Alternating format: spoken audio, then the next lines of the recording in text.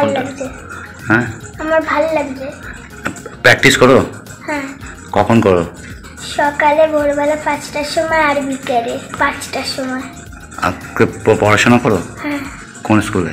ত্রিবেণী শিশু বিদ্যাপীঠ। কোন ক্লাস? 3।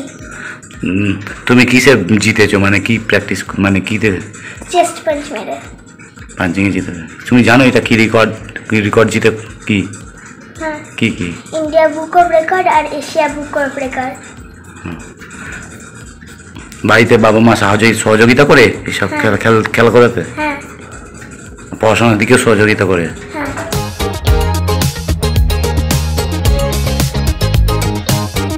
ক্যারাটেটা ওর কাছে একটা অন্যরকম ভালোবাসা বলতে পারেন। যত কষ্টই হোক না কেন ক্যারাটেতে যাবেই, এরকম একটা ব্যাপার। মানে ওর জন্য কি করতে হতো আপনাকে সারাদিন? সারাদিন বলতে ওকে প্র্যাকটিসে ঠিকঠাক টাইমে নিয়ে যাওয়া, ঘুম থেকে তুলে রেডি করা, খাবার দাবার ঠিকঠাক করে দেওয়া। স্যারেরা বলতেন কিছু ব্যাপার না, ওকে যা খেতে চাই সব দেবেন, কিন্তু সমস্ত খাবার দেয়া, তারপরে নিয়ে গিয়ে প্র্যাকটিস করানো, বিকেলবেলা আবার নিয়ে যাওয়া, এই করেছি। যা করেছে সব স্যারেরাই করেছে, আর আমরা কিচ্ছু না, আমরা শুধু তো নিয়েই গেছি। যা করেছে স্যারেরা।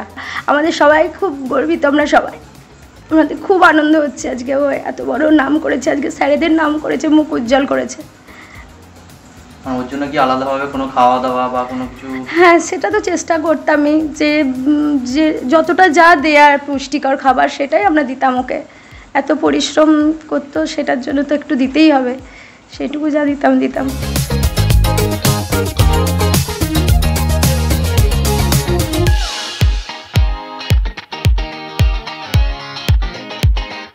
থেকে ওর তারপরে প্র্যাকটিসের মাধ্যমে ওর ক্যারাটের প্রতি আগ্রহ জন্মে যায়, আস্তে আস্তে খুব ভালোবেসে ফেলে, এটা ওর প্যাশান হয়ে যায় আস্তে আস্তে ক্যারাটেটা। সেই সঙ্গে আমরা সবসময় চেষ্টা করি যাতে ও ভালোভাবে আরও খেলতে পারে, সেই জন্য ওকে পূর্ণ সহযোগিতা সাহায্য করে যাই। তারপরে হঠাৎ করে একবার আমার মনে একটা ইচ্ছা আসে যে ওকে দিয়ে যদি একটা ট্রাই করা যায়, একটা ওয়ার্ল্ড রেকর্ড ক্রিয়েট করার, কেমন করতে পারে, তার একটা সুযোগ হয়, যোগাযোগ আসে। ওকে আমি বলি যে তুই কি পারবি? আমার মেয়ে তখনই বলে যে হ্যাঁ বাবা আমি পারবো। এটা একটা জেদ ছিল যে হ্যাঁ আমি এটা করে দেখাবো, সেই জন্য আবার পরের দিন বলেছে হ্যাঁ বাবা আমি পারবো, আমাকে নিয়ে চলো মাঠে। এইভাবে এর ভালো পারফরমেন্স আছে, ওরা তখন আমাকে ইনসিস্ট করে যে আপনি এশিয়া বুক অফ রেকর্ডের জন্য অ্যাপ্লাই করুন। তারপরে সেখান থেকে এশিয়া বুকের রেকর্ড এবং দুটোতেই আমার মেয়ের খুব ভালো ফলাফল আসে, তার জন্য আমরা খুবই গর্বিত। কতদিন ধরে প্র্যাকটিস করতো?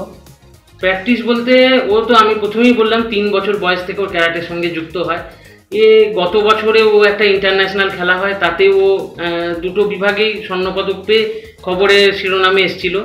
তো এরকমভাবেই ওর প্র্যাকটিস সারা বছরই চলতে থাকে। ক্যারাটেটাও কখনোই বন্ধ করে না, পড়াশোনার পাশাপাশি নাচ শেখে, আবৃত্তি শেখে, ড্রয়িং শেখে, কিন্তু ও ক্যারাটেটা ওর মধ্যে একবারে অঙ্গাঙ্গিকভাবে জড়িত ওর সঙ্গে। তো সেইভাবে প্র্যাকটিস চলে। আর এবং এই রেকর্ডটার জন্য বিগত 2 মাস ধরে কঠোর পরিশ্রম করতে হয়েছে ওকে।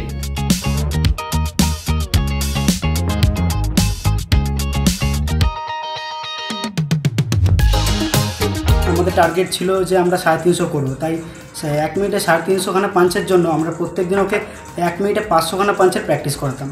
তো তারপরে যখন আমরা দেখছি মেয়ে আমাদের রেডি হয়ে গেছে, তারপরে সেই দিনটা এলো যেদিনকে আমরা ভিডিও করে অ্যাপ্রুভালের জন্য পাঠাবো, সেই দিন আমরা কন্টিনিউ 3 থেকে 4 বার সেটা ট্রায়াল নিয়েছি। শেষমেশ যখন স্যারের হাতে প্যাড দিয়ে স্যার বলেছেন আরও জোরে মারতে হবে, 1 মিনিটে আমাদের মেয়ে 690টি পাঞ্চ করেছে। তো সেইটা দেখে তো আমরা সবাই চমকে গেছি, যেখানে আমরা 500 খানা পাঞ্চের প্র্যাকটিস করেছি, স্যারের ধমকিতে সেই মেয়ে 690টা পাঞ্চ করে দিয়েছে। তারপরে যখন আমরা অ্যাপ্রুভালের জন্য পাঠাই, সেখান থেকে ওরা অনেক রকমভাবে ভিডিও অ্যানালাইজ করে তারপরে সেখান থেকে 480টা পাঞ্চ ভেরিফাই হয়েছে। সেই রেকর্ড আমাদের কাছে এখন চলে এসেছে।